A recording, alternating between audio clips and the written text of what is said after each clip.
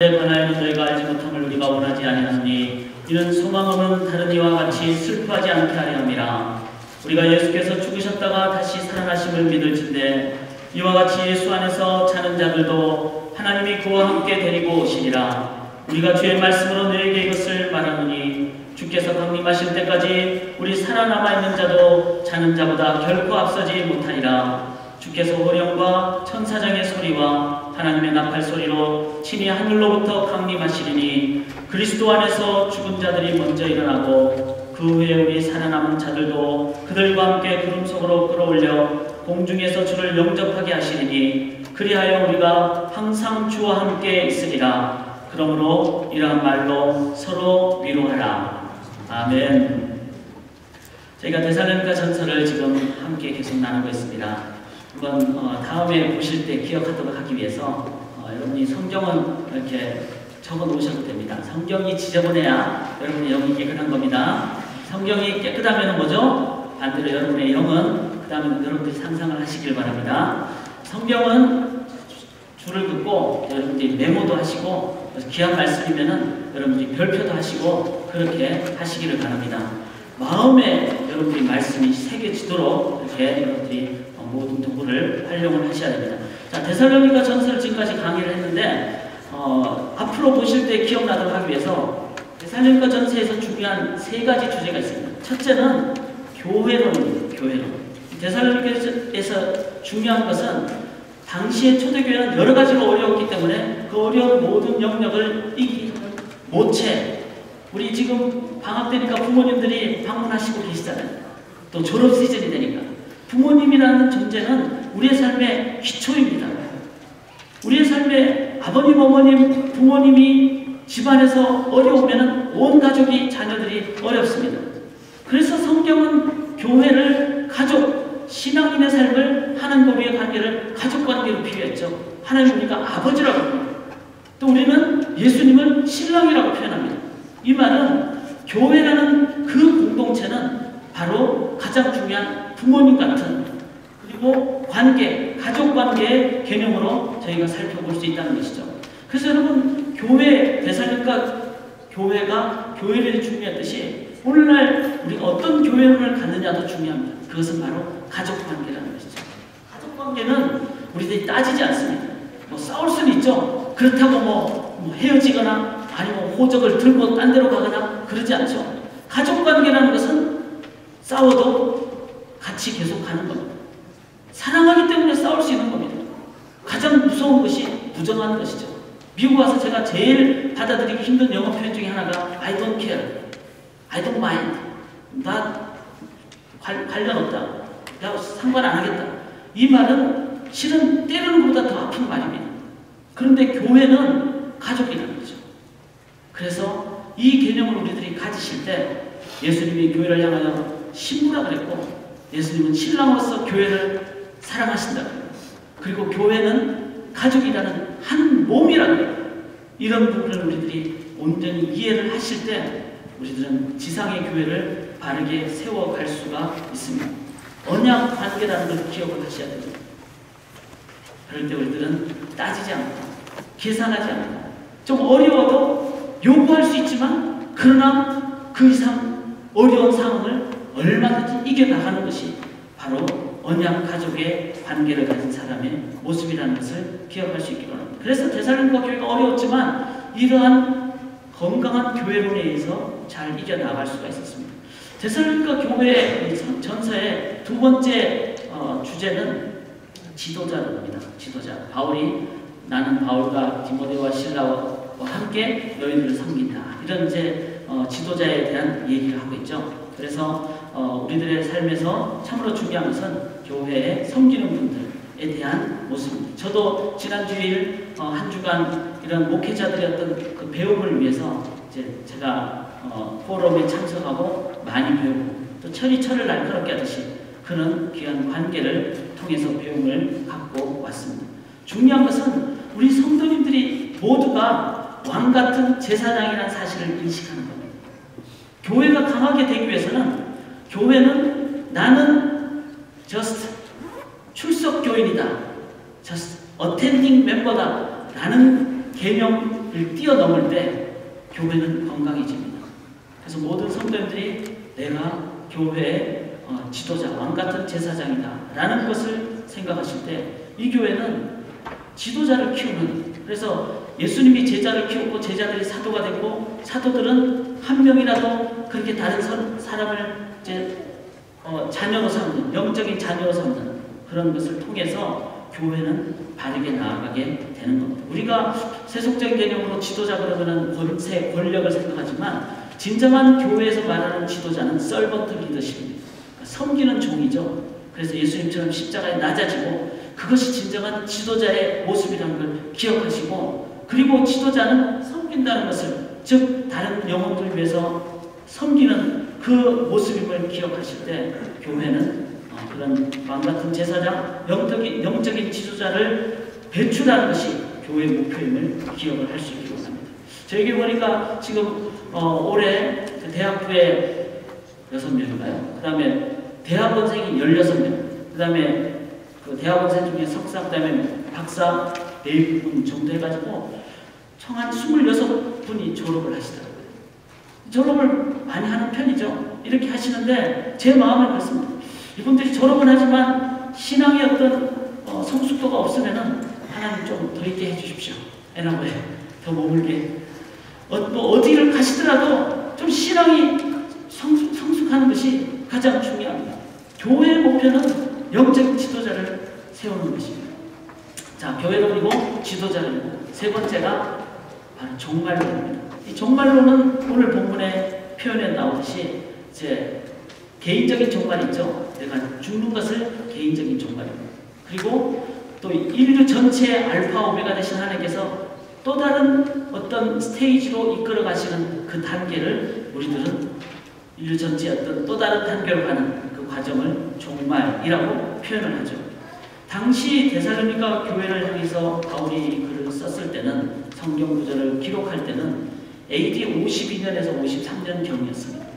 그러니까 예수님이 이제 부활 승천하시고 한 20여 년 지난 상태였죠. 예수님이 승천하시기 전에 뭐라고 하셨는가? 내가 곧 속히 온다고 했어요. 그리고 그때 당시에는 로마에 앞에 있었기 때문에 어려움이 많았어요. 초대교회 교인들이 핍박이 많았어요. 그러니까 이 핍박을 감당하기 힘들기 때문에 주님 언제나 다시 오실까? 빨리 오시면 좋겠는데, 그래서 주님이 속히 오신다는 얘기를 하셨기 때문에 곧 오실 것을 기다리는 그런 입장들이었습니다. 근데 그 기다리는 입장에 대한 그들의 자세가 올바르지 못했습니다. 여기 본문에 보시면 4장 13절에 보시면은 형제들아 자는 자들에 관하여는 이렇게 나옵니다. 자는 자들에 관하여. 이 잔다는 말은, 성경이 잔다는 말은 다윗이 잠들매 이렇게 표현하는, 죽었다는 얘기를 합니다. 그러니까 자신들의 친척, 가족 중에 이미 죽은 분들에 대한 얘기예요. 우리 아버지, 어머님이 돌아가셨는데, 그런데 주님이 다시 오신다면 어떻게 될 것인가? 곧 오신다 그랬는데 이분들이 살아있을 때 오시면 산채로 맞이하니까 얼마나 좋겠습니까? 근데 돌아가신 상황에서 주님이 오신다 그랬을 때 이분들이 어떻게 될 것인가? 무덤 속에서 튀쳐나올 것인가? 이것이 이들이 가졌던 고민이었습니다. 그리고 곧 오신다는 그 말 때문에 이들은 생업, 일반적인 자신들의 삶에서 해야 될 일들에 대해서 불안해진 거예요. 그리고 이거 해봤자 주님 다시 오시면 직업 안 가져도 돈 안 벌어도 먹고 사지 않아도 주님 내일 오신다면 내가 지금 기도하는 게 낫고 다른 일 하는 게 낫지, 내가 지금 이렇게 직장 다니고 이런 것은 별로 중요치 않다. 그래서 데살로니가 교회 성도들 중에 몇몇 사람들은 일을 안 했어요. 일을 안 하는데 주님이 계속 안 오시는 거예요. 안 오시면 먹고 살아야 되잖아요. 그래서 그때 당시 초대교회는 공동체 사회였기 때문에 먹고 사는 사람이 없으면 함께 나눴습니다. 그러니까 일을 안 하고 굶어 죽는 사람을 봤을 때 공동체에서 서로 먹을 걸 나눠주다 보니까 교회가 더 어려워진 거예요. 일을 아는 사람들이 많으면 많을수록 교회는 더 어려워지게 된 거죠. 이들에 대해서 바울이 지금 종말에 관해서 얘기를 하고 있습니다. 사랑하는 여러분, 고린도 데살로니가 교회뿐만 아니라 오늘날 우리에게도 동일한 이 부분은 적용이 됩니다. 개인적인 종말을 죽음이라고 하죠. 우리가 언제 주님 앞에 갈지, 내 육신이 언제 끝날지 그것은 아무도 모릅니다. 그래서 죽음에 대한 우리의 올바른 자세 갖는 것은 참으로 중요합니다. 그리고 이 자세를 정립을 하실 때 살아있는 동안에 올바른 의미를 갖고 자세를 바르게 가질 수가 있죠. 그런 점에서 이 종말론에 관해서는 참으로 중요한 앞으로 우리의 삶을 살아가는 중요한 지표가 됩니다. 오늘 한번 정리를 하시고 남은 날마다의 생애 동안 내가 어떤 삶을 죽음에 관련해서 종말에 관해서 어떤 자세를 갖고 정립을 할 것인가. 여러분 바르게 정립하는 사람은 능력으로 살아가시게 될 줄 믿습니다. 13절을 다시 한번 보시겠습니다. 형제들아 자는 자들에 관하여는 너희가 알지 못함을 우리가 원하지 아니하노니 이는 소망 없는 다른 이와 같이 슬퍼하지 않게 하려 함이라. 쭉 읽으면 그냥 쉽게 넘어가지만 조금 세밀하게 보면 바울이 말을 꽈습니다. 너희가 자는 자들에 관하여는 죽은 자들에 관하여라는 표현이죠. 자는 자들에 관하여는 너희가 알지 못함을 원치 않는다. 이중부정이죠. 자는 자들에 관하여는 너희가 알지 못하는 것을 나는 원하지 않는다. 성경에서 이중부정으로 얘기하는 것은 뭡니까? 그는 강조 용법입니다. 너희들이 자는 것에 관하여 죽음에 관해서는 꼭 알아야 된다. 여러분 바르게 하십시오. 반드시 이 부분을 아십시오. 라는 의미입니다. 이 말이 뭐죠? 죽음에 대한 대충 아는 것이나 어렴풋이 아는 것이나 잘못 아는 것이 아니라 바르게 여러분들이 아실 때 우리들의 삶은 바울이 말한 중요성대로 그 의미를 바르게 삶에 적용할 수가 있습니다. 어떻게 성경은 이 부분을 바르게 알기를 원합니까? 그렇게 강조한 내용이 뭘까요? 13절 보시면은 이는 소망 없는 다른 이와 같이 슬퍼하지 않게 하려 함이라 이렇게 표현했습니다. 즉 잘못 알면은 소망 없는 사람처럼 슬퍼한다는 거예요. 바르게 알면은 이거는 소망을 가진 자, 즉 신앙을 가진 자가 슬퍼하지 않는다는 겁니다. 죽음은 슬퍼하지 않아야 될 요소라는 것을 사도 바울은 얘기를 하고 있습니다. 14절 보시면은 우리가 예수께서 죽으셨다가 다시 살아나심을 믿을진데 이와 같이 예수 안에서 자는 자들도 이렇게 표현합니다.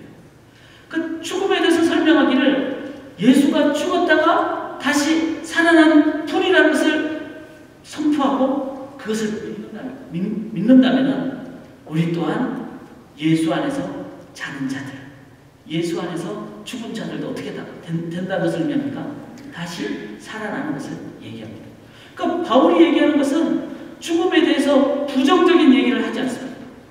죽음은 소망에 관한 것이고 죽음은 다시 살아나는 것에 관한 내용을 얘기하고 있죠. 15절에 우리가 주의 말씀으로 너에게 이것을 말하노니 주께서 강림하실 때까지 우리 살아남아있는 자는 자보다 결코 앞서지 못할 것이다. 우리 살아남아있는 자도 자는 자보다 결코 앞서지 못한다. 즉 살아있는 자가 자는 자, 죽은 자보다 앞서지 못한다는 말은 동일하다는 말입니다. 이 말 뭐죠? 내가 살아있으니까 나는 더 훌륭하다. 이게 아니라 사는 것이나 육체적으로 죽는 것이나 하나님 앞에서는 별 차이가 없다는 말이에요. 이때까지 우리들의 개념은 뭡니까? 죽음 그러면 부정적이고 무서운 것이고 안타까운 것이고 힘든 것이고 그러나 성경은 소망에 가는 것이고 예수님이 먼저 열매가 되셨다면 우리 또한 자는 것은 또 다른 열매로 나기 위한 과정이고 살아있는 자나 죽은 자나 결코 차등이 없다라고 성경은 얘기를 하고 있습니다. 17절에 이렇게 말하고 있습니다. 그 후에 우리 살아남은 자들도 그들과 함께 구름 속으로 끌어올려 공중에서 주를 영접하게 하시리니 그리하여 우리가 항상 주와 함께 있으리라. 죽음 이후의 삶을 항상 영원토록 그렇게 표현하고 있습니다. 죽음이 끝이 아니라는 거죠. 죽음은 영원으로 나아가는 과정이라는 것을 얘기하고 있습니다. 성경은 분명히 죽음에 대해서 부정적으로 얘기하지 않습니다. 아주 긍정적으로, 적극적으로, 그리고 이 부분은 우리의 삶에 지금까지 가졌던 부정적인 개념이 아닌 우리가 가져야 될 아주 열린 마음으로 가져야 될 영역이다라고 얘기를 하고 있습니다. 사랑하는 여러분, 여러분 죽음에 대해서 어떻게 생각하고 계십니까? 대부분의 사람들은 죽음을 나이가 점점 들어서 노쇠해서 내 인생이 끝나는 끝이라는 생각에 많은 무게를 두고 있습니다. 그러나 성경은 그렇게 얘기하지 않습니다. 죽음은 또 다른 열매로, 또 다른 차원으로, 영혼으로 나아가는, 그리고 죽음을 이기신 예수님 따라 우리 또한 그렇게 영원한 삶으로 가는, 그래서 죽음을 단순히 자는 것이다 라고 표현합니다. 잔다는 것은 다시 깨어난다는 것을 얘기하죠. 성경은 죽음을 끝이라고 얘기하지 않습니다. 끝이 아니라는 뭐죠? 끝이 없다면 그것은 나의 삶에 지금 살아가는 과정이 지금 계속해서 내가 가는 이 길은 영원의 한 순간이라는 의미입니다. 제가 지난주에 필라델피아 먼 곳을 다녀왔습니다. 보통 우리가 삶의 어떤 현장에서 떠나면은 여행에 대한 어떤 익사이트먼트, 좀 설렘이 있죠. 그래서 여행을 가서 또 일을 보고 또 만남과 또 여러 가지 사역을 하고, 그리고 이제 돌아오게 되면은, 돌아올 때 어떤 경우는 내가 이때까지 살던 그 현장으로 다시 가게 되는, 돌아가게 되는, 그래서 어떤 경우는 내가 다시 또 내 일상으로 돌아가는구나 라고 마음이 무거워질 수가 있습니다.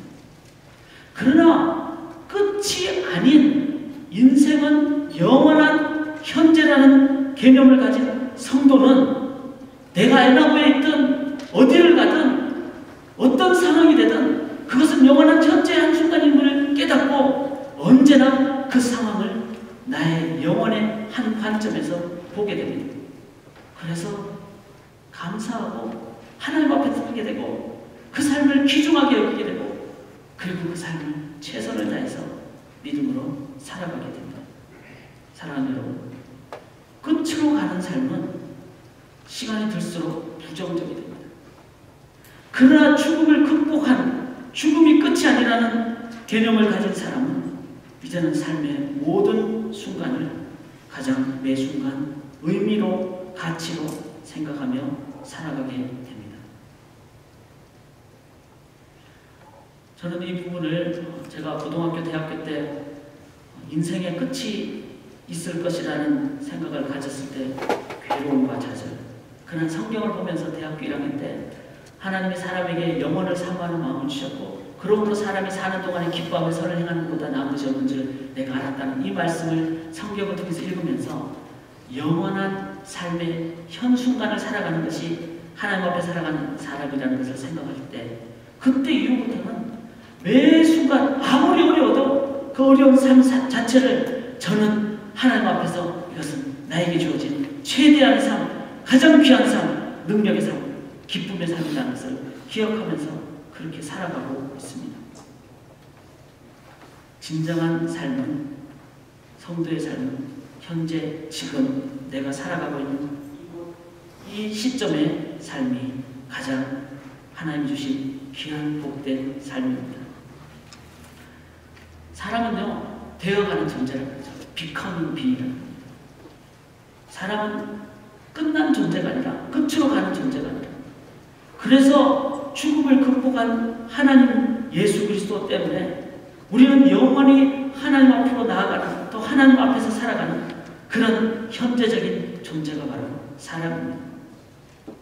그래서 우리는 언제나 항상 나의 주어진 삶을 기뻐하며 기대하며 그렇게 살아가는 것입니다. 그럼 누가 그런 말을 했죠? 내일 지구의 종말이라도 나는 오늘 한 그루의 사과나무를 심겠다. 저는 인간은 되어가는 존재이기 때문에 저는 주님 앞에 서는 그날까지 내일 주님이 온다 할지라도 저는 오늘 운동을 하겠습니다. 이렇게 표현을 하고 싶습니다. 끝이라고 생각하는 분들은 나이가 들수록 운동 안 합니다. 그 육체적인 운동뿐만 아니라 사역, 움직이는 이걸 안 합니다. 그러나 주님이 내일 오신다 할지라도 나에게는 되어가는 존재라는, 우리에게는 끝이 없는 존재이기에 그것을 기억하는 사람들은 내일 어떤 상황이 된다 할지라도 나는 오늘 움직이겠다. 내 몸을 움직여, 내 삶을 움직여 하나님 나를 선포하며 나아가겠다. 이렇게 나아가는 것이 진정한 죽음에 대한 정립을 한 성도의 자세입니다. 이 교회는요, 젊은 사람들이 많을 수밖에 없는 지역이죠. 그래서 어떤 의미에서는 연세가 드신 분들은 교회를 보면서 나는 좀 소외된 계층 아닌가, 좀 나는 이 교회에서 좀 맞지 않지 않는가, 이렇게 생각할 수도 있습니다.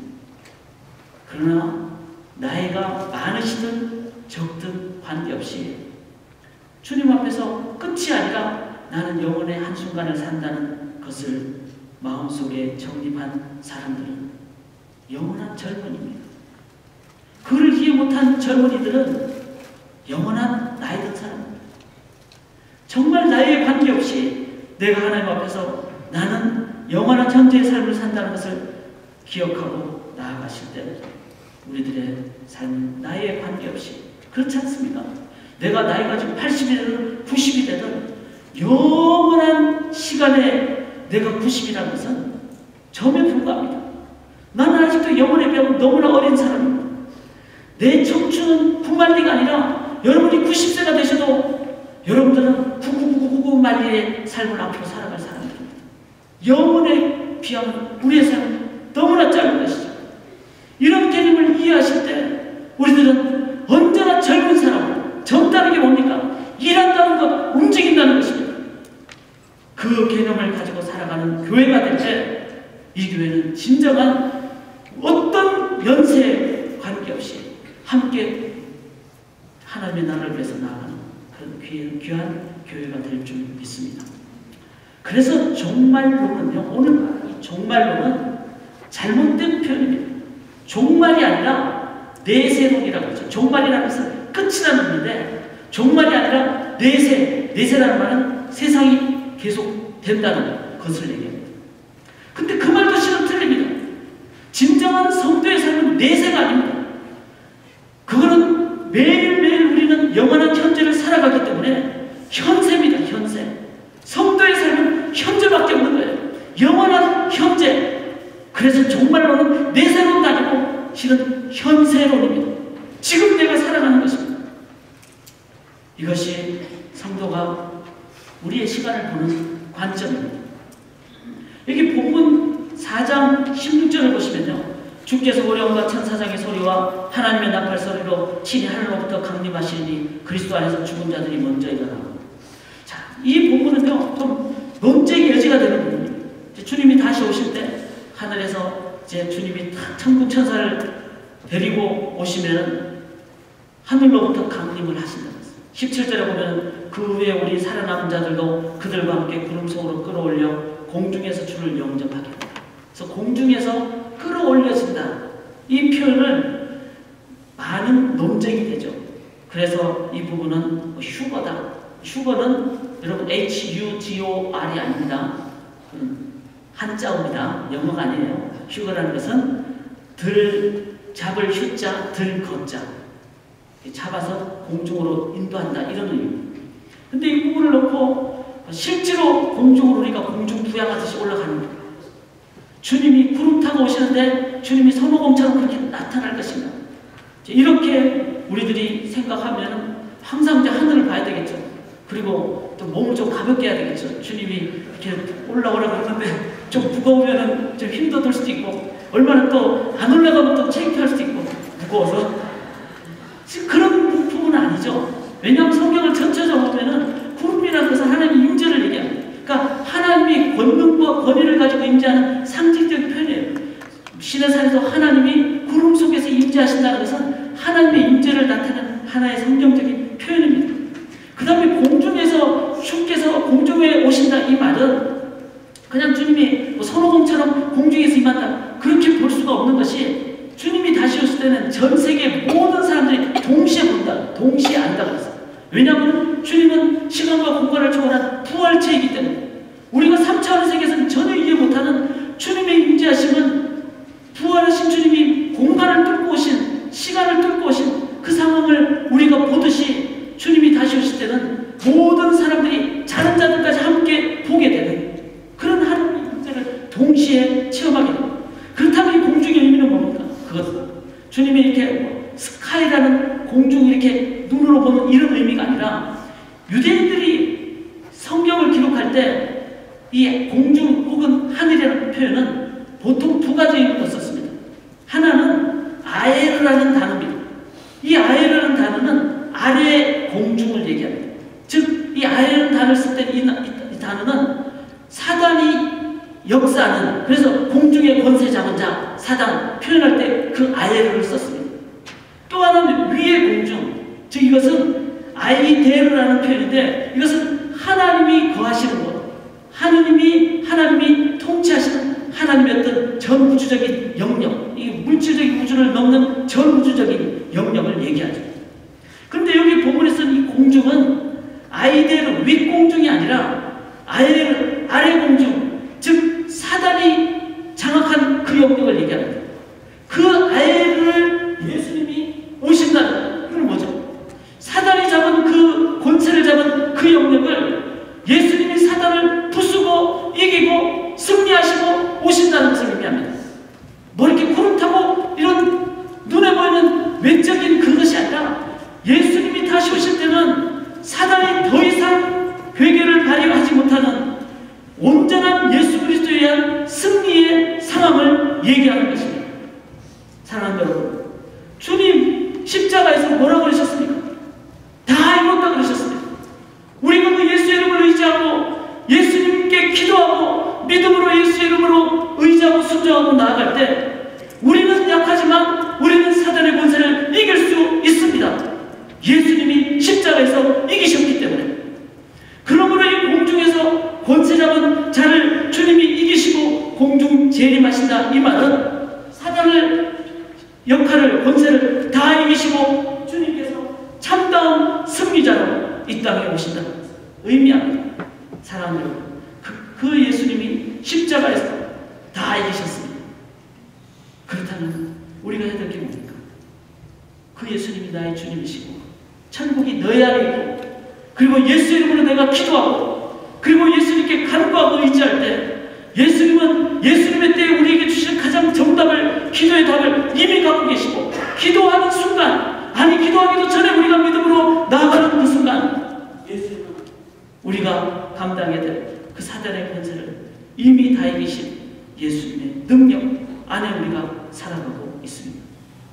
그래서 이 본문은 자는 자들, 또 주님이 언제 오실까, 어디에 오실까, 이런 의미가 아니라 공중의 권세 잡은 자를 멸하신 예수님께서 이미 십자가에서 다 승리하셨기에 우리들은 이러한 말로 서로 위로하라.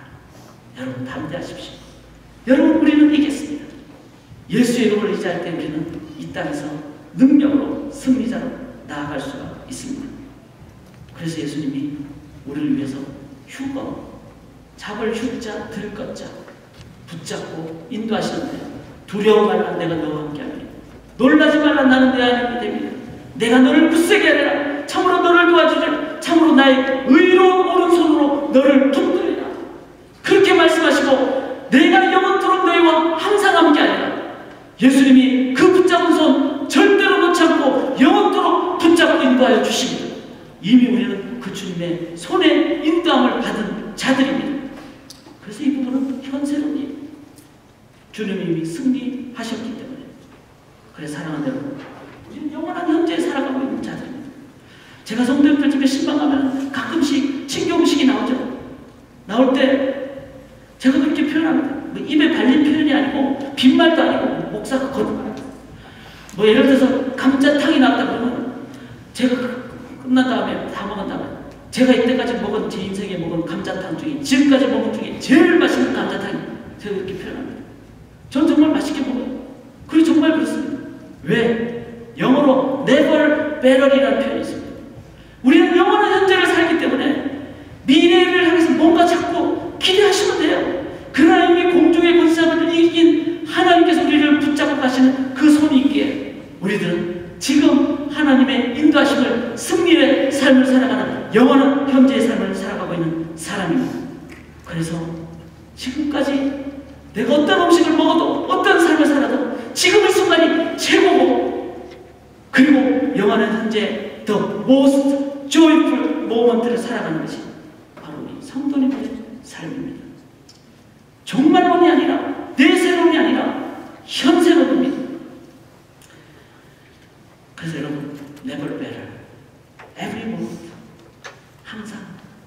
승리하신 예수님 붙잡고 나가시고 여러분들이 승리하시는 가장 매 순간 기쁘게 살아가는 여러분들 되시기를 간절히 바랍니다. 여기서 설교 끝나지 않습니다. 제가 이거 마치면은 안 됩니다. 왜냐하면 이 본문이 말하고자 하는 중요한 부분을 제가 좀 더 말씀을 나누기만. 그게 뭔가 하면요. 실은 이 본문의 출발은 뭐였습니까?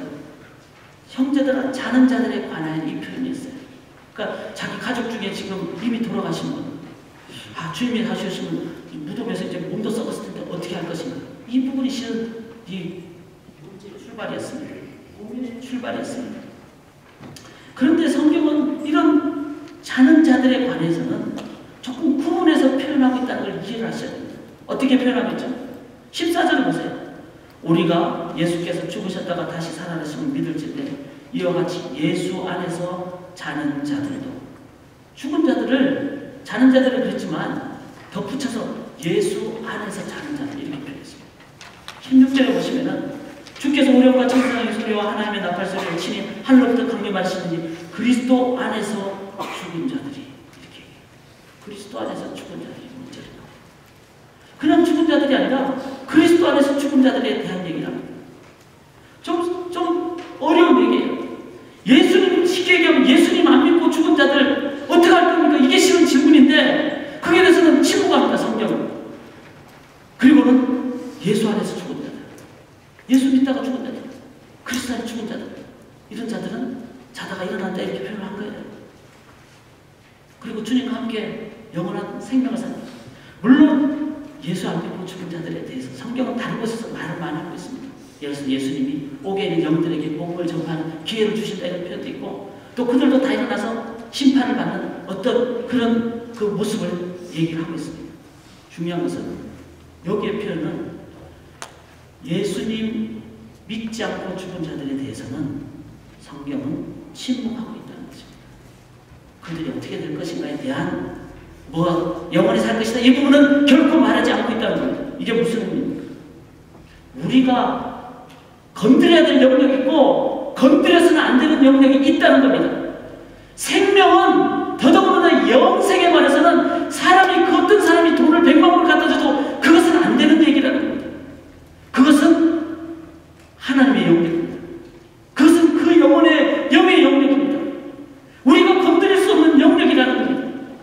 이 영역에 대해서는 우리는 겸손하게 하나님께 맡겨드려야 됩니다. 예를 들어서 여러분, 아기가 태어나자마자 지금 어떻게 된 그 상황, 생명이죠. 태아는 건드려서는 안 되는 겁니다. 내가 살면서 태어나면서 내 삶에 내가 키가 작은 유전자로 태어났다든지 내 삶이 본질적으로 내가 태어나게 된 어떤 영역들, 그거는요, 그건 하나님이 나에게 주신 영역이라는 겁니다. 내가 남자로 태어나서 남자로, 여자로 태어나서 여자로, 이거는 본질적으로 하나님 주신 거예요. 그래서 아들을 딸을 선호할 수는 있지만 그렇게 안 된다고 우리가 그걸 바꿀 수가 없듯이 그걸 요구해서도 안 되는 영역이 있다는 것입니다.